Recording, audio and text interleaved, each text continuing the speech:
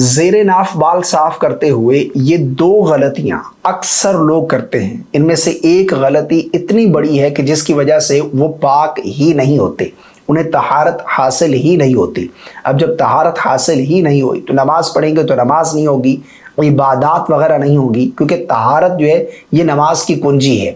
اگر آپ کی طہارت درست نہیں ہے تو آپ کی نماز ہی نہیں ہوگی.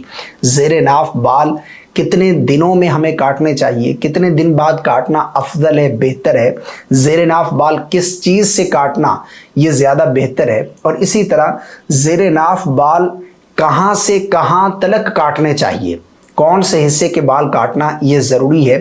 بہت سے لوگ یہ چیز نہیں جانتے, اس ویڈیو کو آپ نے مکمل واچ کرنا ہے. سب سے پہلی چیز حدیث پاک میں آتا ہے, حضرت انس بن مالک رضی اللہ تعالی عنہ سے روایت ہے, فرماتے ہیں کہ ہمارے لیے مونچھیں کترنے یعنی مونچھیں کاٹنے اور ناخن تراشنے, بغل کے بال اکھیڑنے اور زیر ناف بال موڑنے کے لیے وقت مقرر کر دیا گیا کہ ہم ان کو 40 دن سے زیادہ نہ چھوڑیں.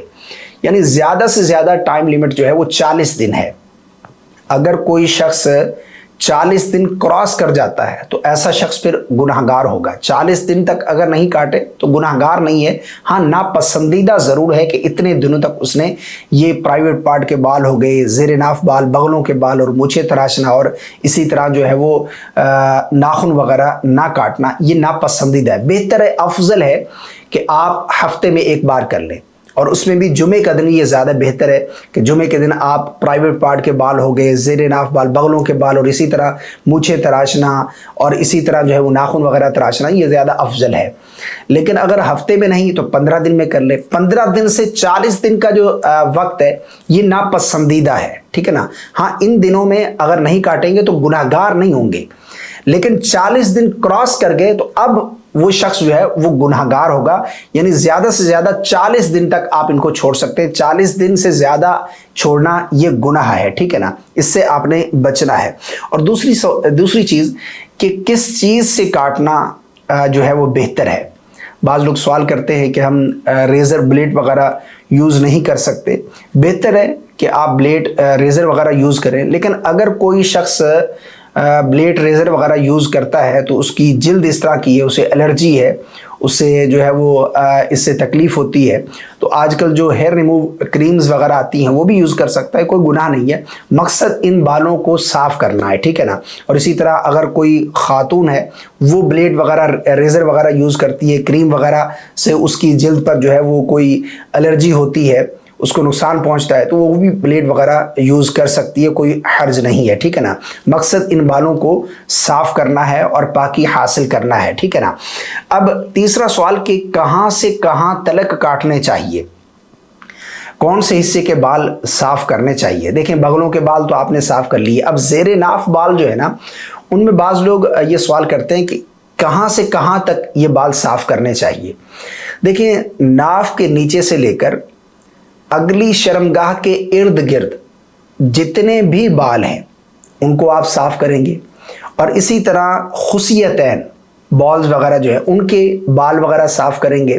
رانوں کے بال اس میں شامل نہیں ہیں. ہاں اگر کوئی رانوں کے بال بھی صاف کرتا ہے تو کوئی حرج نہیں ہے, لیکن شامل نہیں ہے ان میں, ٹھیک ہے نا.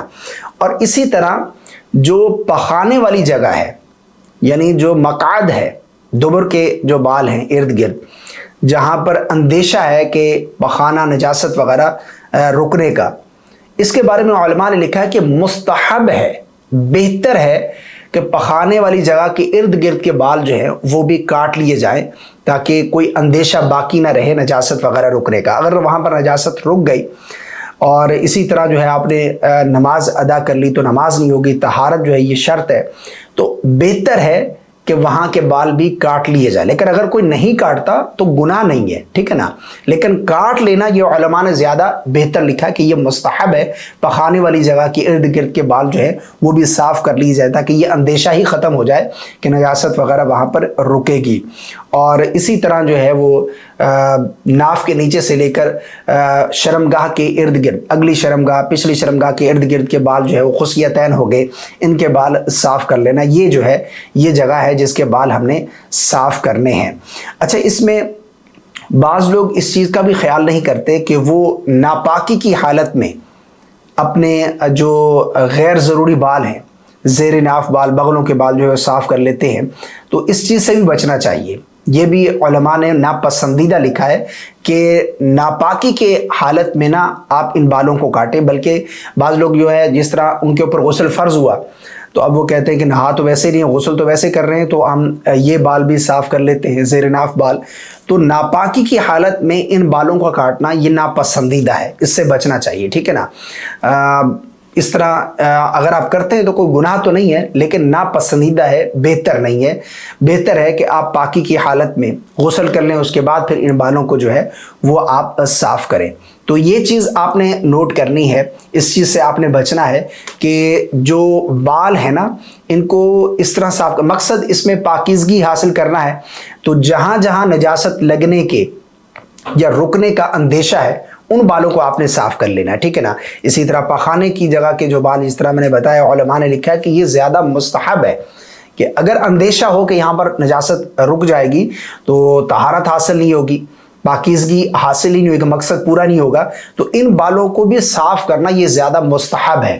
کہیں ایسا نہ ہو کہ یہاں پر نجاست لگی رہے اور آپ کو طہارت حاصل نہ ہو، اور اسی طرح ناپاکی کی حالت میں ہی آپ نماز عبادات وغیرہ کریں تو آپ کی نماز عبادات وغیرہ ضائع جائیں۔ مجھے امید ہے آپ کو میری باتیں سمجھ آ گئی ہوں گی۔ اللہ تعالی ہم سب کو دینی مسائل سیکھنے سمجھنے کی توفیق عطا فرمائے۔ السلام علیکم ورحمۃ اللہ۔